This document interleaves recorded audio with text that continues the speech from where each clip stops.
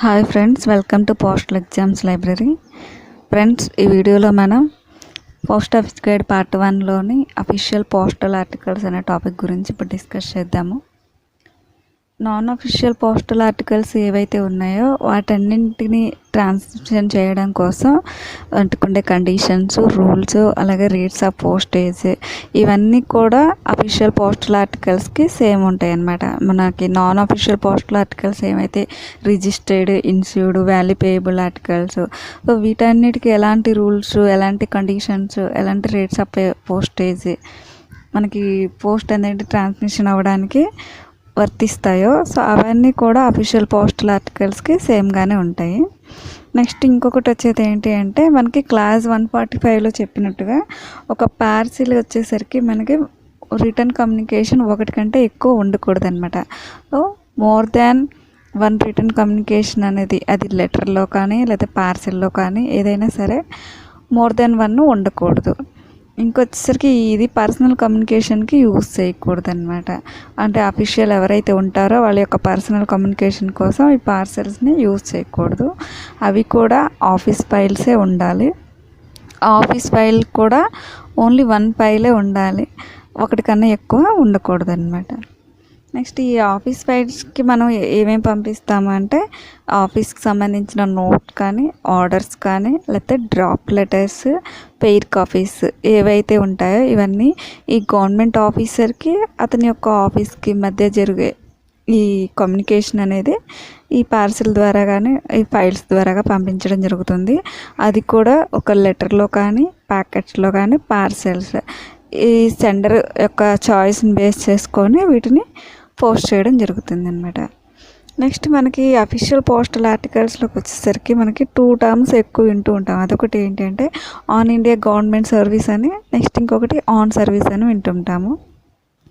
On India government service అనేది ఎవరికి వర్తిస్తుంది అంటే గవర్నమెంట్ అఫీషియల్స్ ఎవరైతే authorised to use service postage stamps ఉంటారో వాళ్ళకి ఆన్ ఇండియా గవర్నమెంట్ సర్వీస్ అనేది వస్తుంది. ఆన్ సర్వీస్ వచ్చేసరికి రిమైనింగ్ పర్సన్స్ ఎవరైతే ఉంటారో ఈ పోస్టేజ్ స్టాంప్స్ యూస్ చేసే అథారిటీ ఎవరికైతే ఉందో రిమైనింగ్ వాళ్ళకి ఆన్ సర్వీస్ అనేది ఉంటుంది. సో ఈ సూపర్స్క్రిప్షన్ ఏదైతే ఉందో దానికి సపోర్టెడ్గా సిగ్నేచర్ అండ్ అఫీషియల్ యొక్క డిజిగ్నేషన్ అనేది కంపల్సరీ ఉండాలి. అది కూడా ఎక్కడ అంటే మన ఆర్టికల్కి లోయర్ లెఫ్ట్ హ్యాండ్ కార్నర్లో ఉండాలన్నమాట.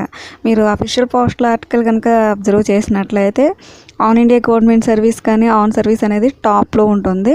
అలాగే లోయర్ లెఫ్ట్ హ్యాండ్ కార్నర్లో మనకి అఫీషియల్ ఎవరైతే ఇది సెండ్ చేస్తున్నారో వాళ్ళ యొక్క సిగ్నేచరు, వాళ్ళ యొక్క డిజిగ్నేషన్ అనేది ఉంటుందన్నమాట. కొన్ని ఆఫీసెస్లో ఏంటంటే ఈ లెటర్స్ సెండ్ చేయడం మొత్తం కూడా రెస్పాన్సిబిలిటీ హెడ్ క్లర్క్ కానీ, సూపరింటెండెంట్ కానీ, లేదా ఆఫీస్లో ఎవరైతే ఏదో ఒక పర్సన్ దాన్ని బాధ్యత తీసుకోవడం జరుగుతుందనమాట. సో ఎవరిసైతే ఈ లెటర్ని సెండ్ చేస్తున్నారో వాళ్ళ యొక్క డిజిగ్నేషను అలాగే సిగ్నేచర్ అనేది కంపల్సరీ ఉండాలి. నెక్స్ట్ ఇంకొకటి వచ్చేసరికి ఏంటంటే మనం సర్వీస్ పోస్ట్ కార్డ్స్ని కనుక అబ్జర్వ్ చేసినట్లయితే దానికి ఆల్రెడీ సర్వీస్ అనేది ఒక ఇన్స్క్రిప్షన్ అనేది ఉంటుంది కాబట్టి ఈ సూపర్స్క్రిప్షన్ అనేది వాటి మీద ఉండాల్సిన అవసరం లేదు. సర్వీస్ పోస్ట్ కార్డ్స్ విషయంలో వస్తే మనకి సూపర్స్క్రిప్షన్ అనేది ఉండాల్సిన అవసరం లేదనమాట. ఇంకొకటి ఏంటంటే మనకి లెటర్స్ ఎవరైతే సెండ్ చేస్తున్నారో ఈ అఫీషియల్ పోస్టల్ ఆర్టికల్స్ అనేవి, సో ఈ ఆర్టికల్స్ మీద పంపించే పర్సన్ యొక్క డిజిగ్నేషన్ అనేది మనకి ఫుల్ ఫామ్లో ఉండాలన్నమాట. ఎందుకోసం అంటే సపోజ్ షార్ట్కట్లో రాశారనుకోండి, పిఎం అని రాస్తున్నారు. సో ఆ పిఎం అంటే ఏంటి, పోస్ట్ మ్యానా లేకపోతే పోస్ట్ మాస్టరా లేకపోతే ప్రైమ్ మినిస్టరా ఏదో మనకి తెలియదు. అంటే కొంతమంది మాత్రమే దాన్ని ఐడెంటిఫై చేయగలుగుతారు, అందరూ ఐడెంటిఫై చేయలేరు. కాబట్టి సో ఆ డిజిగ్నేషన్ అనేది ఫుల్ ఫామ్లో ఉండాలి. అది మొత్తం కూడా ఎవరు చెక్ చేయాలంటే పోస్ట్ మాస్టర్ గారు ఎవరైతే ఉంటారో అతను ఈ అబ్రివేషన్స్ అన్నీ ఫుల్ ఫామ్లో ఉన్నాయో లేవని చెక్ చేయాలన్నమాట. నెక్స్ట్ ఇంకొకటి వచ్చేసరికి ఈ పోస్ట్ ఇంప్రెషన్స్ ఏవైతే ఉంటాయో కొన్ని కేసెస్లో ఏంటంటే ఫాస్ట్ మెయిల్ ఇంప్రెషన్స్ అనేవి ఉంటాయి అన్నమాట. ఇప్పుడు మనకి సిగ్నేచర్స్ ఏవైతే ఉంటాయో వాటిని గ్రాఫిక్స్గా కానీ లేదా ప్రింటింగ్లా కానీ యూస్ చేస్తారన్నమాట. సో అలాంటి ఇంప్రెషన్స్ని ఫ్రాడ్ జరగకుండా సో వాటిని ఎవరైతే యూజ్ చేస్తున్నారో వాళ్ళ యొక్క ప్రాపర్ కస్టడీలో వాటిని యూజ్ చేయటం వాళ్ళ యొక్క రెస్పాన్సిబిలిటీగా తీసుకోవాలి. సో అలాంటివన్నీ కూడా ఈ ఫాస్ట్ మెయిల్ ఇంప్రెషన్స్ వీటికి సంబంధించినవన్నీ కూడా పోస్ట్ మాస్టర్ గారు ఒకసారి చెక్ చేస్తూ ఉండాలన్నమాట. ఇన్ కేస్ ఏదైనా వాళ్ళ సిగ్నేచర్స్ లేదా ఇంప్రెషన్స్ ఫ్రాడ్ జరిగింది అని తెలిసినప్పుడు సో వాటిని డిక్లైన్ చేసేసి వాటికి సంబంధించిన రూల్స్ అన్నీ కూడా స్ట్రిక్ట్ చేసే రైట్ ఎవరికి ఉంది అంటే పోస్ట్ మాస్టర్ గారికి ఉందన్నమాట. కొన్ని కేసెస్లో ఏంటంటే ఇప్పుడు అఫీషియల్ గెస్టెడ్ ఆఫీసర్స్ ఎవరైతే ఉంటారో వాళ్ళ యొక్క నేమ్స్ ప్రింటెడ్గా మనం యూస్ చేస్తూ ఉంటాం అనమాట. సపోజ్ పిఎంజీ గారు కానీ ఎస్ఎస్పి గారు కానీ సో ఇలాంటి వాళ్ళకి సంబంధించిన లెటర్స్ అన్నీ కూడా బల్క్లో ఒకేసారి వస్తూ ఉంటాయి అన్నమాట. సో ఆ కవర్స్ మీద ఉన్న నేమ్స్ ప్రింట్ చేసి పంపిస్తూ ఉంటారు కదా. సో అలాంటి కేసెస్లో మనం ఎలాంటి చెక్ చేయాల్సిన అవసరం లేదు.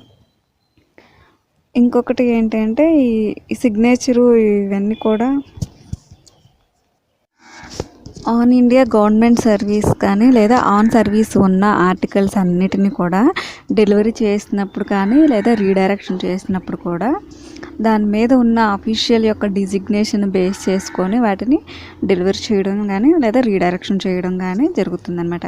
సో ఈ అడ్రస్ ఎవరైతే ఉంటారో వాళ్ళ యొక్క డిజిగ్నేషన్ బేస్ చేసుకొని మాత్రమే ఈ రీడైరెక్షన్ డెలివరీ చేయడం జరుగుతుంది.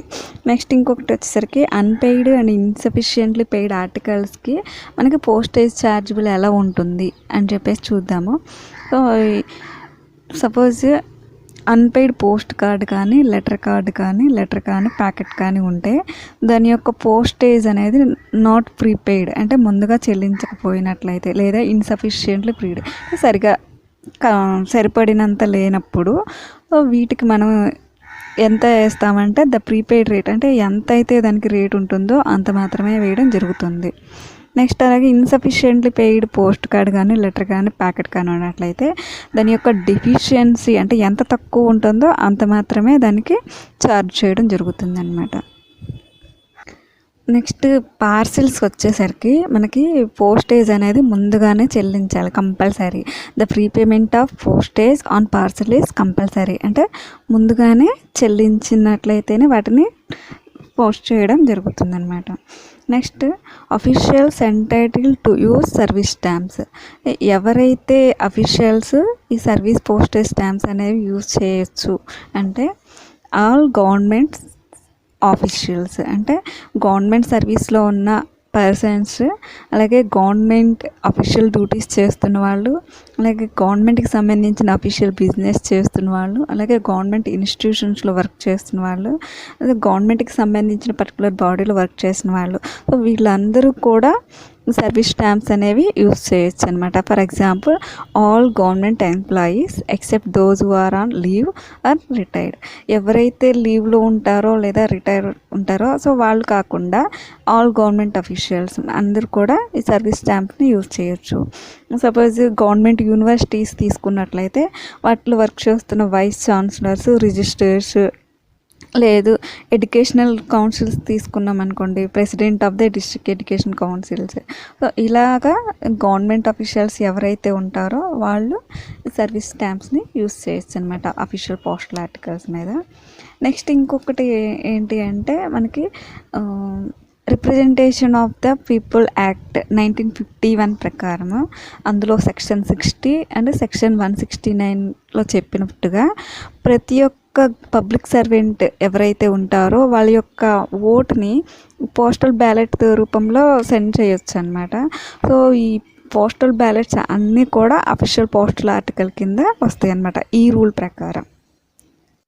Local fund officials local fund officials అంటే లోకల్ అథారిటీకి సంబంధించిన ఆఫీసర్స్ కానీ లేదంటే గవర్నమెంట్ తరపున ఈ లోకల్ అథారిటీలో వర్క్ చేస్తున్న ఆఫీసర్స్ అంటే like president secretary of local fund committee ఎవరైతే ఉంటారో సో వాళ్ళకి ఆన్ ఇండియా గవర్నమెంట్ సర్వీస్ అనే సూపర్స్క్రిప్షన్ రాదనమాట. సో అలాంటి వాళ్ళు ఇన్ కేస్ బై మిస్టేక్ ఏమైనా letters on India government service అని చెప్పేసి పంపించినట్లయితే సో అలాంటి లెటర్స్ని రిటర్న్ చేయకుండా సో ఆ ట్రాన్స్మిషన్ని కంటిన్యూ చేయడం కోసము లెటర్స్ అనేవి వాటికి సంబంధించిన లోకల్ అథారిటీకి సెండ్ చేయడం జరుగుతుంది. అదేవిధంగా ఈ లోకల్ ఫండ్ కమిటీ సెక్రటరీకి ఈ కమిషనర్ ఆఫ్ డివిజన్ అంటే లోకల్ ఫండ్ కమిటీ సెక్రటరీకి కమిషనర్ ఆఫ్ డివిజన్ అంటే ఆ డివిజన్కి సంబంధించిన కమిషనర్ ఎవరైతే ఉంటారో అతను పంపించే లెటర్స్కి మాత్రం ఆన్ ఇండియా గవర్నమెంట్ సర్వీస్ అనేది వస్తుంది. Next procedure if ordinary stamps are used for service stamps అంటే ఇన్ కేస్ సర్వీస్ స్టాంప్ ప్లేస్లో ఆర్డినరీ స్టాంప్స్ కనుక యూజ్ చేసినట్లయితే ఎలాంటి ప్రొసీజర్ మనం ఫాలో అవ్వాలి. యాక్చువల్గా ఈ అఫీషియల్ పోస్టల్ ఆర్టికల్స్ అన్నిటికీ కూడా కంపల్సరీ సర్వీస్ స్టాంప్సే యూజ్ చేయాలి. అది కూడా అవన్నీ కూడా ప్రాపర్గా ప్రీపెయిడ్ అయ్యి ఉండాలన్నమాట. కొన్ని కేసెస్లో ఏంటంటే సర్వీస్ స్టాంప్స్ లేనప్పుడు ఆర్డినరీ పోస్టేజ్ స్టాంప్స్ ఏవైతే ఉంటాయో వాటిని అంటించడం జరుగుతుంది ఈ అఫీషియల్ పోస్టల్ ఆర్టికల్స్ని. సో అప్పుడు మనం ఈ ఆర్టికల్ని అఫీషియల్ పోస్టల్ ఆర్టికల్గా కన్సిడర్ చేస్తాము. అయితే ఈ మొత్తం కూడా ఆఫీసర్ ఇన్ఛార్జ్ పోస్ట్ ఆఫీస్లో ఎవరైతే ఉంటారో అతని యొక్క దృష్టికి తీసుకువెళ్ళి అతని పర్మిషన్ తీసుకున్న తర్వాతనే చేయడం జరుగుతుంది. కొన్ని సిచ్యువేషన్స్లో హెడ్ ఆఫ్ ద సర్కిల్ ఎవరైతే ఉంటారో వాళ్ళకి కూడా ఇంటిమేషన్ అనేది ఇవ్వాలి దీని గురించి. నెక్స్ట్ వచ్చేసరికి మనకి లెటర్స్ అంటే గవర్నమెంట్ ఆఫీసర్స్ నుంచి ప్రైవేట్ పర్సన్కి కానీ లేదంటే ప్రైవేట్ పర్సన్ నుంచి గవర్నమెంట్ ఆఫీసర్స్కి కానీ లెటర్స్ కానీ పోస్ట్ కార్డ్స్ కానీ ప్యాకెట్స్ కానీ సెండ్ చేసినప్పుడు వాళ్ళ యొక్క ఆర్టికల్స్ ఏవైతే ఉంటాయో సో అన్నీ కూడా కంపల్సరీ ప్రీపెయిడ్ ఆర్టికల్స్ అయ్యే ఉండాలి. బట్ ఇలాంటి సిచ్యువేషన్లో ఒక ఎక్సెప్షన్ ఉంది. ఏంటి అంటే కొన్ని కోర్టుకి సంబంధించిన డీలింగ్స్ ఉంటాయి. అంటే జ్యుడిషియల్ కేసెస్కి సంబంధించిన డాక్యుమెంట్స్ కానీ వాటి యొక్క సర్టిఫైడ్ కాపీస్ కానీ ఏవైతే ఉంటాయో సో అలాంటివన్నీ పర్సన్స్కి డైరెక్ట్గా పంపించలేని సిచ్యువేషన్స్ అప్పుడు ఏం చేస్తారంటే గవర్నమెంట్ ఆఫీసర్స్కి ప్రైవేట్ పర్సన్కి కానీ లేదంటే ప్రైవేట్ పర్సన్స్ గవర్నమెంట్ ఆఫీసర్స్ అంటే వీళ్ళకి సెండ్ చేయడం జరుగుతుంది. సో అవి ఏమేం వాళ్ళు పంపిస్తారు అంటే ప్యాకెట్స్ కంటైనింగ్ బుక్స్ కానీ లేదంటే వాళ్ళ యొక్క పబ్లికేషన్కి సంబంధించిన బుక్స్ కానీ లేదంటే డాక్యుమెంట్స్ కానీ అలాంటివి ఈ జ్యుడిషియల్ కేసెస్కి సంబంధించినవి ఏవైతే ఉంటాయో అంటే కోర్టుకి సంబంధించినవి అలాంటివి సో అవన్నీ కూడా సెండ్ చేయొచ్చు. అది కూడా మనకి సర్వీస్ అన్పెయిడ్ అనే ఒక ఫెసిలిటీ ఉంటుంది. సో ఆ ఫెసిలిటీని యూజ్ చేసుకొని సెండ్ చేసుకోవచ్చు అనమాట. అది ఎప్పుడైతే ఈ ఆర్టికల్ని మనం డెలివరీ చేస్తారో సో ఎవరైతే అది రిసీవ్ చేసుకుంటారో వాళ్ళు అమౌంట్ పే చేయాల్సి ఉంటుంది. ఆ డెలివరీ చేస్తున్న టైంలో దానికి ఎంత అమౌంట్ అయితే పడుతుందో అది ఎవరైతే రిసీవ్ చేసుకుంటున్నారో వాళ్ళు ఈ అమౌంట్ని పే చేయాలన్నమాట. సో ఈ ఆర్టికల్స్ అన్నీ కూడా అంటే సర్వీస్ అన్పెయిడ్ అనే ఫెసిలిటీని యూస్ చేసుకొని పంపించే ఆర్టికల్స్ అన్నీ కూడా కంపల్సరీ ఫుల్ సిగ్నేచర్ ఉండాలి. ఆఫీషియల్ ఎవరైతే సెండ్ చేస్తున్నారో వాళ్ళ యొక్క డిజిగ్నేషన్ కూడా ఉండాలన్నమాట. నెక్స్ట్ అదేవిధంగా ప్రైవేట్ పర్సన్స్ గవర్నమెంట్ ఆఫీషియల్స్కి సెండ్ చేస్తున్నప్పుడు కూడా సేమ్ ప్రొసీజర్ ఫాలో అవుతారు. సో ఇన్ కేస్ ఒకవేళ ఆర్టికల్స్ని కనుక రిఫ్యూజ్ చేసినట్లయితే అది రిటర్న్ వచ్చినప్పుడు రిటర్న్లో ఎవరైతే ఉంటారో ఆ పర్సన్ ఈ అమౌంట్ ఎంత పోస్టేజ్ రేట్ అయితే దానికి ఉంటుందో అది పేమెంట్ చేయాల్సి వస్తుంది. సో ఇలాంటి cases in case ordinary articles అయితే దానికి ఎలాంటి డబుల్ ఛార్జెస్ వేయకూడదు. ఎంత అమౌంట్ అయితే ఉంటుందో అంత అమౌంట్నే తీసుకోవడం జరుగుతుంది. సర్వీస్ అన్పెయిడ్ ఫెసిలిటీని యూజ్ చేస్తున్నప్పుడు కంపల్సరీ పార్సెల్స్ అన్నీ కూడా ప్రీపేమెంట్ ఆఫ్ పోస్టేజ్ చెల్లించినవై ఉండాలి. ముందుగానే అమౌంట్ పే చేసి ఉండాలన్నమాట. నెక్స్ట్ ఇందులో ఈ ఫెసిలిటీలోనే పోస్టేజ్ డ్యూ ఆర్టికల్స్ ఏవైతే ఉంటాయో సో అలాంటి ఆర్టికల్స్ అన్నిటినీ కూడా ఐడెంటిఫై చేసి పోస్ట్ మాస్టర్ కానీ లేదంటే ఆ అఫీషియల్ ఎవరైతే ఉన్నారో వాళ్ళు మన పోస్ట్ ఆఫీస్ తరపు నుంచి ఈ ఆర్టికల్స్ని చెక్ చేసి దానికి ఎంత అమౌంట్ అయితే పడుతుందో వాటిని అమౌంట్ని ఫిగర్స్లో ఎంటర్ చేసి సో వాళ్ళ సిగ్నేచర్ చేసి అటెస్ట్ చేసి పంపిస్తారనమాట. సో ఆ పర్సన్ ఎవరైతే వాటిని డెలివరీ చేస్తున్నారో వాళ్ళు ఆ అమౌంట్ని కలెక్ట్ చేసుకొని ఆర్టికల్స్ని డెలివరీ చేయడం జరుగుతుంది. నెక్స్ట్ ఇలాంటి అన్పెయిడ్ సర్వీస్ అన్పెయిడ్లో సర్వీస్ స్టాంప్స్ ఏవైతే ఉన్నాయో వాటిని మాత్రం పోస్టేజ్ డ్యూగా యాక్సెప్ట్ చెయ్యరు.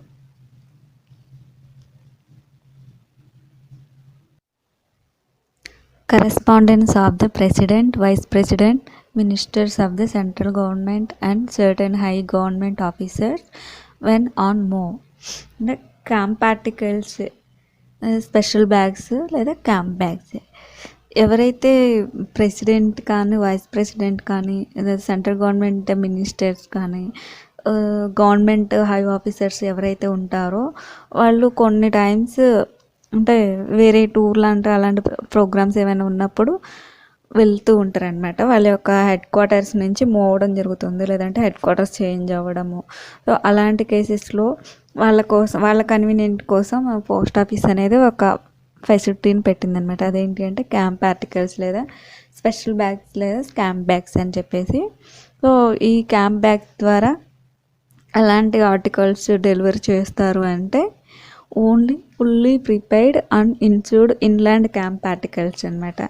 అవి కూడా లెటర్ మెయిల్ ఏవైతే ఉంటాయో వాటి ద్వారా సెండ్ చేయడం జరుగుతుంది. ఇందులో మనకి ఏమేమి ఉంటాయంటే inland registered and unregistered letters, post cards, news papers, book and pattern packets అనమాట. సో ఇవన్నీ కూడా ఈ క్యాంప్ బ్యాగ్ లేదా స్పెషల్ బ్యాగ్ ద్వారా వాళ్ళకి డెలివరీ చేయడం జరుగుతుంది అనమాట. అఫీషియల్ యొక్క ఎవరికైతే మనం లెటర్ సెండ్ చేయాలనుకుంటున్నామో దాన్ని లెటర్ మీద క్యాంప్ అని చెప్పేసి రాసి పోస్ట్ చేసినట్లయితే దానికి ఎలాంటి పోస్ట్ టౌన్ నేమ్ యాడ్ చేయకుండా చేసినట్లయితే అలాంటి ఆర్టికల్స్ అన్నీ కూడా ఒక స్పెషల్ మెయిల్ బ్యాగ్ కట్టడం జరుగుతుంది. సో ఎవరైతే వీళ్ళ యొక్క హెడ్ క్వార్టర్స్ నుంచి అంటే వేరే ప్రోగ్రామ్కి లేదా టూర్కి అలా వెళ్తున్నారు అంటే హెడ్ క్వార్టర్కి యాబ్సెంట్ అయ్యి వేరే ప్రోగ్రామ్కి అటెండ్ అవుతున్నారు. సో అలాంటి వాళ్ళ కోసం ఈ లెటర్స్ అన్నీ కూడా పోస్ట్ ఆఫీస్ ద్వారా ఆర్డినరీ వేలో వీళ్ళకి డెలివరీ చేయడం జరుగుతుందన్నమాట. ఇంకొచ్చేసరికి ఈ లెటర్స్ అన్నిటినీ కలిపి ఒక రిజిస్టర్ లిస్ట్ ప్రిపేర్ చేస్తారనమాట. సో ఆ రిజిస్టర్ లిస్ట్లో ఉన్న ఆర్టికల్స్ అన్నీ రిజిస్టర్డ్ ఆర్టికల్స్ అన్నీ కూడా డీటెయిల్స్ అన్నీ కూడా టాలీ అవ్వాలి. అదేవిధంగా ఆ లిస్ట్ మొత్తాన్ని కూడా సైన్ చేసి ఒక టోకెన్ పామ్ రిసిప్ట్ లాగా తీసుకుంటారు అనమాట. సో లెటర్స్ అన్నీ డెలివర్ చేసిన తర్వాత ఈ ఎంటీ బ్యాగ్ అనేది రిటర్న్ చేయాల్సి ఉంటుంది. నెక్స్ట్ ఈ స్పెషల్ బ్యాగ్స్ అన్నీ కూడా అన్ని రోజులు డెలివరీ చేస్తారనమాట, ఇంక్లూడింగ్ సండేస్, పోస్ట్ ఆఫీస్ హాలిడేస్లో కూడా డెలివరీ చేయడం జరుగుతుందన్నమాట. ఏవైతే ఆర్టికల్స్ క్యాంప్ అని చేసి పోస్ట్ చేస్తారో అవి మాత్రమే ఈ స్పెషల్ బ్యాగ్లో కట్టడం జరుగుతుంది. నెక్స్ట్ ఈ ఆర్టికల్స్ అన్నీ కూడా ఇన్ కేజ్ ఒకవేళ పోస్ట్ టౌన్ కానీ మెన్షన్ చేసినట్లయితే అవి ఆ పర్టికులర్ పోస్ట్ టౌన్కి మాత్రమే సెండ్ చేస్తారు. లేదు క్యాంప్ కానీ పోస్ట్ టౌన్ కానీ రెండు రాసి ట్రాన్స్మిషన్ జరిగే టైంలో వాటిని రీడైరెక్ట్ చేయడానికి అవ్వదన్నమాట. ఇన్ కేస్ కొన్ని ఆర్టికల్స్ పోస్ట్ టౌన్ కానీ క్యాంప్ కానీ రాయకపోతే అవి పర్టికులర్ హెడ్ క్వార్టర్స్ ఎక్కడైతే ఉంటుందో అక్కడికి సెండ్ చేయడం జరుగుతుంది. ఇంకొకటి మెయిన్ ఇంపార్టెంట్ ఏంటంటే parcels, money orders, insured articles, అలాగే వాల్యుయేబుల్ ఆర్టికల్స్ ఇవన్నీ కూడా పోస్టేజ్ డ్యూ ఉన్నట్లయితే వాటిని స్పెషల్ బ్యాగ్స్లో కట్టడం జరగదు. అంటే స్పెషల్ బ్యాగ్ ద్వారా వాటిని డెలివరీ చేయరు అనమాట. అవి ఒకవేళ ఇన్ కేజ్ అంటే ఈ పార్సిల్స్ కానీ మనీ ఆర్డర్స్ కానీ ఇన్సూర్డ్ ఆర్టికల్స్ కానీ in case by mistake camp అని రాసి పోస్ట్ చేసినట్లయితే వాటిని హెడ్ క్వార్టర్స్కి ఆ స్టేషన్ యొక్క హెడ్ క్వార్టర్కి సెండ్ చేయడం జరుగుతుంది.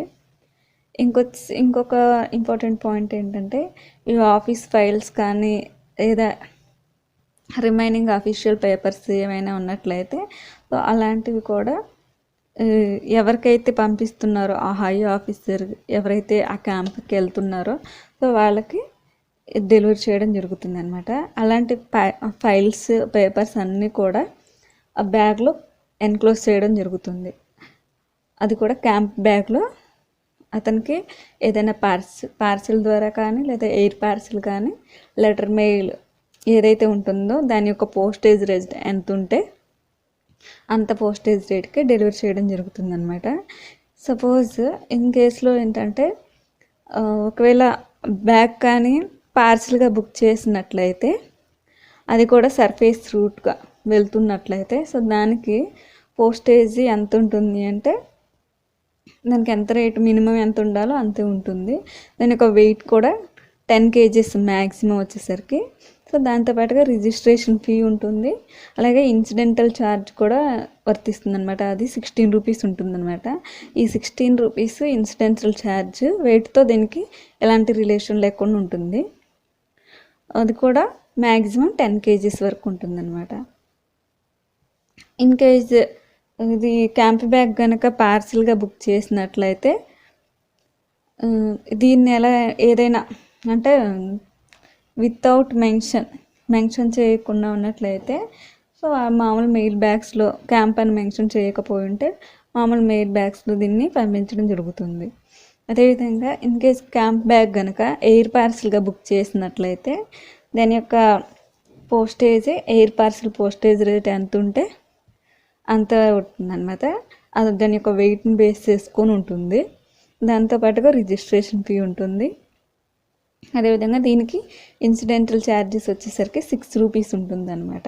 సో దీనికోసము పోస్ట్ డిపార్ట్మెంట్ ఏదైతే ఉంటుందో స్పెషల్ అరేంజ్మెంట్ చేస్తుందన్నమాట అవి రిసీవ్ చేసుకోవడానికి, డెలివర్ చేయడానికి.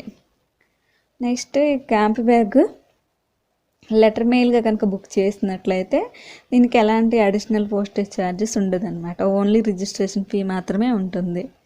ఈ ఛార్జెస్ అన్నీ కూడా మొత్తం ఏవైతే ఉంటాయో ఇన్సిడెన్షియల్ ఛార్జెస్ కానీ క్యాంప్ బ్యాగ్కి లేదా పార్సిల్ ఎయిర్ పార్సిల్ ఏదైతే బుక్ చేసుకుంటున్నారో అవన్నీ కూడా కంపల్సరీ ప్రీపెయిడ్ అయి ఉండాలి. అది కూడా సర్వీస్ స్టాంప్స్తో ప్రీపెయిడ్ చేసి ఉండాలన్నమాట. ఈ క్యాంప్ బ్యాగ్ కూడా అన్ని డేస్లో అంటే మొత్తం including Sunday, post office holiday అన్ని డేస్లో డెలివరీ చేయడం జరుగుతుంది అనమాట. ఈ క్యాంప్ బ్యాగ్కి మనకి 2 లేబుల్స్ ఉంటాయి. ఒకటి వచ్చేసరికి అడ్రస్ లేబుల్ ఉంటుందన్నమాట. ఈ అడ్రస్ లేబుల్లో name, full address of the address ఉండాలి. నెక్స్ట్ సెకండ్ వచ్చేసరికి ట్యాగ్ లేబుల్ అనమాట. ఈ ట్యాగ్ లేబుల్లో ఏంటంటే మనకి ఇప్పుడు చూపిస్తున్నట్లుగా ఉంటుంది ఈ పిక్చర్లో ట్యాగ్ లేబుల్ ఎలా ఉంటుందో. సో దీంట్లో కంపల్సరీ ఈ service postage stamps right hand upper corner of this tag లేబుల్లో పేస్ట్ చేయాలన్నమాట. ఈ క్యాంప్ బ్యాగ్ వచ్చేసరికి అన్ని డేస్లో సండే, పోస్ట్ ఆఫీస్ హాలిడే అన్ని డేస్లో బుక్ చేయడం జరుగుతుంది. నెక్స్ట్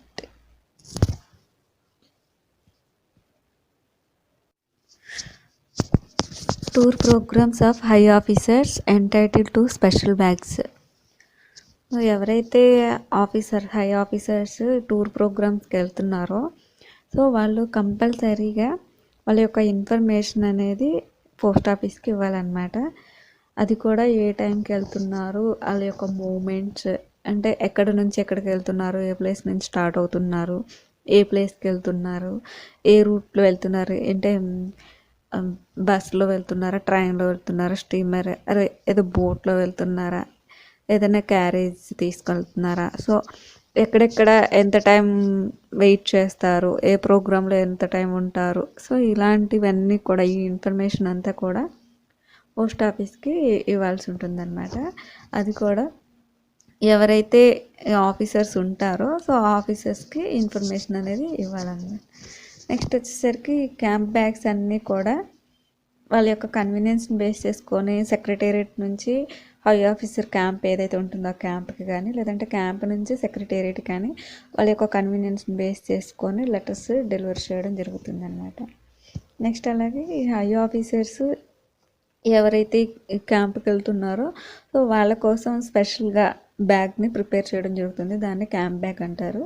ఈ క్యాంప్ బ్యాగ్లో డీటెయిల్స్ అన్నీ కూడా ప్రతి ఒక్క ఆఫీసరు ఎవరైతే ఆఫీసర్స్ వెళ్తున్నారో సో వాళ్ళ యొక్క పోస్టల్ అడ్రస్ ఎక్కడ వస్తుంది, అలాగే ఆ పోస్టల్ అథారిటీ ఎవరైతే ఆ ప్రోగ్రామ్ని హ్యాండిల్ చేస్తున్నారో వాళ్ళు, అలాగే ఆ ప్రోగ్రామ్ దగ్గరికి వెళ్ళి ఆ క్యాంప్ దగ్గరికి వెళ్ళి ఆర్టికల్స్ డెలివరీ చేస్తున్న పర్సన్ ఎవరైతే ఉన్నారో సో వాళ్ళ యొక్క డీటెయిల్స్ అన్నీ కూడా మనకి క్లియర్గా మెన్షన్ చేయడం జరుగుతుంది అన్నమాట. నెక్స్ట్ వచ్చేసరికి ఈ ప్రోగ్రామ్ అన్నీ కూడా ఏ రోజు అయితే ఆ డేట్ ఏ రోజు జరుగుతుందో సో దానికి ముందుగానే ఇన్ఫర్మేషన్ అనేది ఇచ్చినట్లయితే ఎలాంటి ప్రాబ్లం లేకుండా లెటర్స్ని డెలివరీ చేయడం జరుగుతుంది అన్నమాట.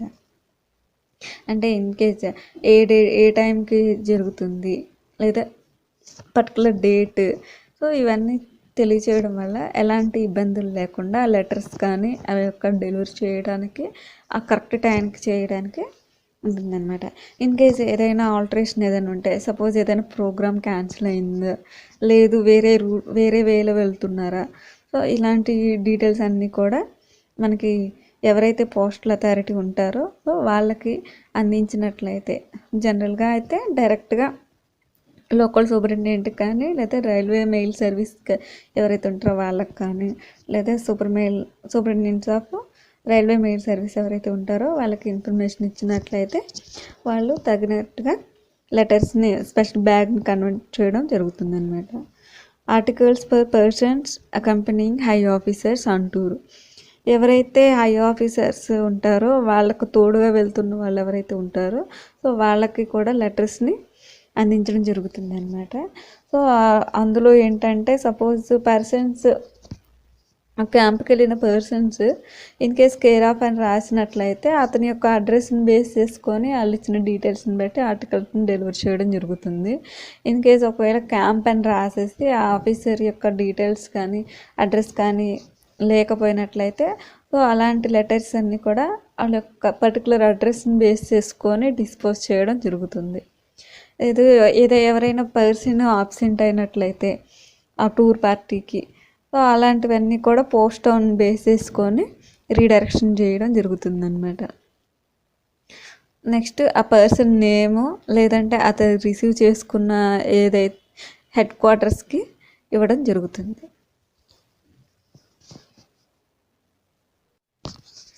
ఫ్రెండ్స్, మీకు ఈ వీడియో నచ్చినట్లయితే లైక్ చేయండి, షేర్ చేయండి, అలాగే మన ఛానల్ని సబ్స్క్రైబ్ చేయడం మాత్రం మర్చిపోకండి. Thanks for watching friends.